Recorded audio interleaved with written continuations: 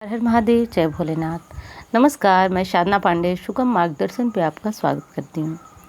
दोस्तों, आज मैं बात करने वाली हूँ कि यदि किसी के जीवन में बहुत ज़्यादा कष्ट चल रहा हो, तकलीफ़ की स्थिति ऐसी है कि आपने सारी पूजा पाठ की, सारे नियम, सारी विधि बताई कि जो भी दान बताया गया वो किए, तो मेरे कहने का मोटे शब्दों में अर्थ है कि यदि आपका मन हार चुका है, निराश हो चुके हैं आप, तो ये जो महादेव की 11 दिनों की पूजा है, वो पूजा निश्चित रूप से आपके जीवन में चमत्कारी परिवर्तन लाएगी, क्योंकि इसमें जो है नियम कुछ कड़े होते हैं जिनको कि आपको ध्यान देना होता है।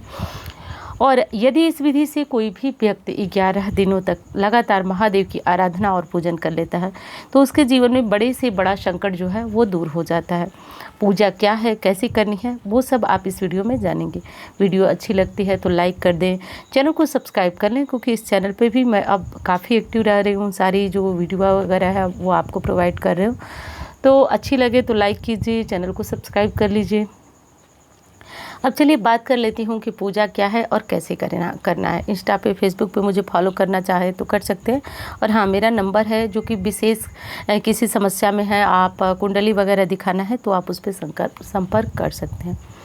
अब दोस्तों बात करती हूँ कि यदि जीवन में कोई संकट है, नहीं कट रहा है, तो सावन का महीना आप जानते हैं, सावन का महीना साधारण नहीं है।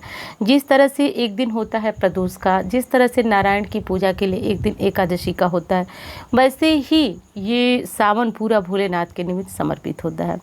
तो अब ऐसे में यदि कोई काम हमारा नहीं बन रहा है, काम नहीं हो रहा है, तो सावन की किसी भी सोमवार से आप इस नियम को कर सकते हैं। सावन सोमवार का व्रत करते हैं तो भी कर सकते हैं, नहीं करते हैं तो भी कर सकते हैं। अब इसमें करना क्या है वो मैं आपको बताती हूँ। किसी भी सोमवार से आपको एक संकल्प लेना है। वैसे मैं कहूँगी कि ये संकल्प जो है मंदिर में जो पुजारी जी रहते हैं उनसे ले लें, क्योंकि वो अच्छी तरह से आपका नाम, गोत्र वगैरह सब बता देंगे। अब एक चीज़ आपके मन में चल रहा होगा कि मैं ये क्यों नहीं कह रही हूँ कि आप अपने से संकल्प ले लें, क्योंकि दोस्तों जैसा कि आप वीडियो का ऊपर जो है टाइटल वगैरह देख करके आप आए हैं, बहुत ज़्यादा कष्ट हो तो आप ये उपाय करें। तो देखिए, संकल्प से होता यह है कि जो आप पूजा करते हैं, पाठ करते हैं, अनुष्ठान करते हैं, वो सीधे आपको प्राप्त होता है और सीधे वो भगवान तक पहुंचता है। इससे भगवान की कृपा उस व्यक्ति को शीघ्र मिलती है। अब आप अपने से यदि संकल्प लेते हैं तो कुछ गलतियां भी हो सकती हैं, और यदि आप पुरोहित जी से लेते हैं और कराते हैं संकल्प, तो पूरी तरह से अच्छी तरह से विधि विधान से जो शास्त्रों का विधान होता है वो उस तरह से करा देते हैं। तो ये तो हो गई मेरी बात। और किसी कारण से आप नहीं कर सकते हैं तो आप घर में ही संकल्प ले लीजिए। हाथ में जल ले लीजिए, दाएं हाथ में जल ले लीजिए, फूल ले लीजिए, अक्षत ले लीजिए, और आंखें बंद करके सबसे पहले अपना नाम, स्थान, जो जगह है वो बोलिए, स्थान, अपना नाम, स्थान और गोत्र बोलिए, अपनी मनोकामना बोलिए, और बोल करके गणेश जी के सामने छोड़ दीजिए ये जो आपने हाथ में लिया है।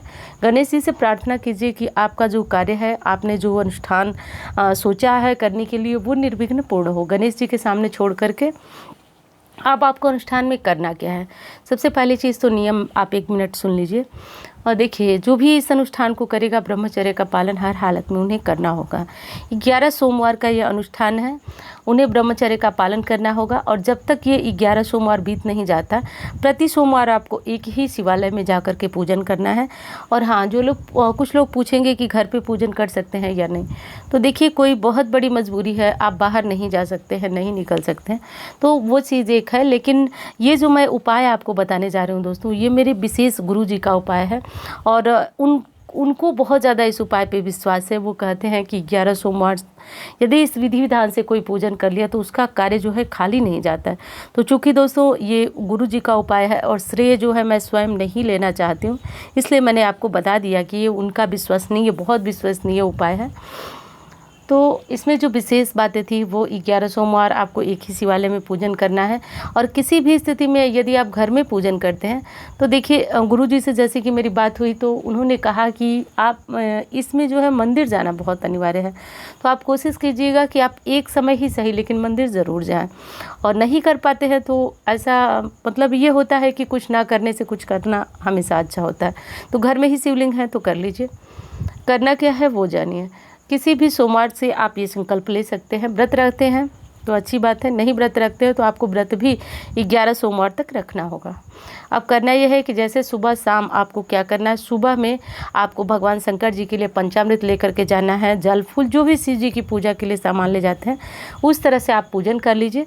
और संध्या समय, शाम के समय जो है वो सिर्फ आपको कोई अभिषेक नहीं करना, कोई पूजा नहीं करना। शाम के समय बस आप क्या करेंगे, एक दीपक जला देंगे मंदिर में। दीपक जलाने के बाद थोड़ा सा कपूर ले जाएंगे और कपूर ले जा करके भगवान भोलेनाथ की बड़ी प्रेम से आरती गानी है। उसके बाद कर्पूर गौरम, जैसे कि भगवान भोलेनाथ की आरती सभी लोग जानते हैं। उसके बाद कर्पूर गौरम करुणावतारम कर दीजिए। और करने के बाद भगवान से बैठ करके 5 मिनट जो है अपने मन की बात कहिए। माला ले गए हैं या फिर बिना माला के भगवान शंकर जी का जो भी मंत्र आप जपते हैं वो जपिए। मेरे कहने का मतलब बस 5 मिनट मंदिर में आपको बैठना है, बिल्कुल पालथी मार कर बैठिए दोस्तों। इसका भी एक कारण है, वीडियो में यदि समय मिला तो आगे बताऊंगी, लेकिन बैठना आपको ज़रूर है। कितनी भी जल्दी में जा रहे हैं, सुबह नहीं बैठ सकते, शाम को बैठिए। बैठ करके उनसे प्रार्थना करना है और आ जाना है। 11 सोमवार आपको ये नियम करना है। अब कुछ लोग, जो लोग शारीरिक रूप से बहुत कमज़ोर हैं, परेशान हैं, वो लोग शाम के समय खाना खा लें। खाने में नमक मत खाइएगा। किसी कारण से बीपी वगैरह की समस्या है और आप सेंधा नमक ले सकते हैं तो आप एक काम कीजिएगा, सेंधा नमक जो शाम की पूजा आरती मैंने बताई वो करने के बाद आपको सेंधा नमक लेना है, तो सेंधा नमक ले लीजिएगा। वैसे आप जो है मीठा भोजन कर सकते हैं शाम को पूजा के बाद, यानी कि जो प्रदोष काल की पूजा, शाम को जो पूजा आरती आप करें उसके बाद जो है आप भोजन ले सकते हैं। लेकिन जो साधारण नमक होता है वो मत लीजिएगा, क्योंकि उससे आपका व्रत जो है वो खंडित हो जाता है, यह अनुष्ठान जो है वो खंडित हो जाता है। दोस्तों गुरु जी का तो इतना मतलब इस बात पे विश्वास है कि उन्होंने कहा कि मतलब इससे पुत्र प्राप्ति तक जैसे दुर्लभ से दुर्लभ कार्य उन्होंने सिद्ध कराया है। तो ये होता है विश्वास, और आपका विश्वास कितना है ये तो भोलेनाथ ही जाने, कैसे कर रहे हैं, क्या कर रहे हैं, लेकिन कोशिश प्रयास पूरा रखिएगा। तो 11वें सोमवार की बात कर लेते हैं। जब आपका आखिरी अंतिम सोमवार, व्रत रखिएगा, इससे इसको भूलिए मत। अंतिम सोमवार को आपको क्या करना है दोस्तों, कि अंतिम सोमवार को आपको अपनी पूरी पूजा विधि जैसे भी करना है वैसे करिए। वैसे गुरु जी के अनुसार तो ये था कि आप रुद्राभिषेक करा सकते हैं, जैसे कि ये बहुत ज़्यादा श्रेष्ठ माना जाता है कि आप ब्राह्मण को बुला करके उसको दक्षिणा, वस्त्र इत्यादि दें, रुद्राभिषेक करके जो है 11वां सोमवार संपन्न करें। लेकिन ये चीज़ें सबके बस की नहीं है। लेकिन अब आप क्या कीजिएगा कि साधारण जैसे भोलेनाथ की पूजन कर रहे हैं वैसे कीजिएगा। आज के दिन बस 108 बार भगवान भोलेनाथ का जो मंत्र आपने जपा है, जो 5 मिनट बैठ करके, तो उसी मंत्र से 108 बार घर में या फिर मंदिर में करा दीजिएगा हवन, या फिर कर लीजिएगा। तो इस तरह से मतलब जैसे हवन का बहुत छोटा सा सूक्ष्म रूप में बताती हूँ। गाय के गोबर का उपला जला लीजिएगा और सिर्फ घी ले लीजिएगा, कोई आहुति नहीं, और जो भी मंत्र आपने जपा स्वाहा बोल करके आहुति दे दीजिएगा 108 बार। तो ये बड़ा काम नहीं है, आप कर लीजिएगा। और दो विशेष चीज़ है उस पर भी ध्यान दीजिए। प्रति जो आपका व्रत होगा उस हर एक व्रत में आपको एक सिक्का ज़रूर चढ़ाना होगा, यानी दक्षिणा ज़रूर चढ़ाना होगा, ऐसा ज़रूर कीजिएगा। और यदि बाय द वे आप कभी भूल गए हैं, किसी सोमवार को दक्षिणा आपने नहीं चढ़ाया है, तो इस सोमवार इस दक्षिणा को आपको क्या करना है, अगले सोमवार को डबल करके चढ़ा देना है। यानी आप जैसे 10 रुपये चढ़ा रहे हैं, 11 रुपये चढ़ा रहे हैं, और पिछली बार आप भूल गए तो अगली बार 22 रुपये, ऐसे करके चढ़ा दीजिएगा। 1 रुपये चढ़ा रहे हैं तो अगली बार 2 रुपये, 5 रुपये चढ़ा रहे हैं तो 10 रुपये, ऐसे करके दुगना करके अगली बार चढ़ा दीजिएगा अगर भूल गए तो। अब देखिए, हर सोमवार को जो है आपको व्रत रखना है।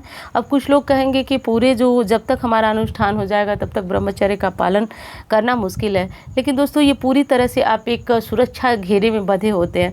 आपके ऊपर जो है देवाधिदेव महादेव की इतनी बड़ी कृपा होती है, और निश्चित रूप से कहीं ना कहीं वो समय आपके कष्ट और पाप कट रहे होते हैं, क्योंकि ये इतना बड़ा अनुष्ठान है।